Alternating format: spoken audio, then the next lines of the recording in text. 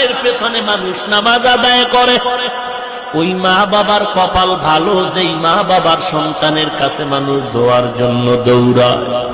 ওই মা বাবার কপাল কত ভালো যেই মা বাবার সন্তান জমানার বড় আলেম হাফেজ।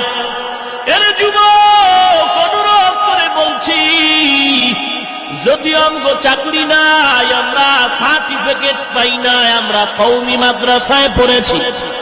অনেকেই তো বলে কওমি মাদ্রাসায় পড়ে কি লাভ, চাকরি পাওয়া যায় না, চাকরি নাই।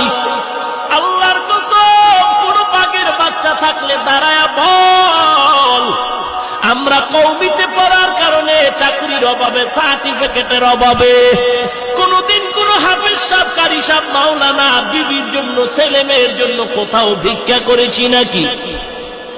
না না, বরং যদিও ইমামতি করি ৬,০০০ বেতন ৬ মাস বাকি, যদি আমরা মুয়াজ্জিনি করি ৩,০০০ বেতন ৯ মাস বাকি, তারপরও আমাদের কোনো টেনশন নাই।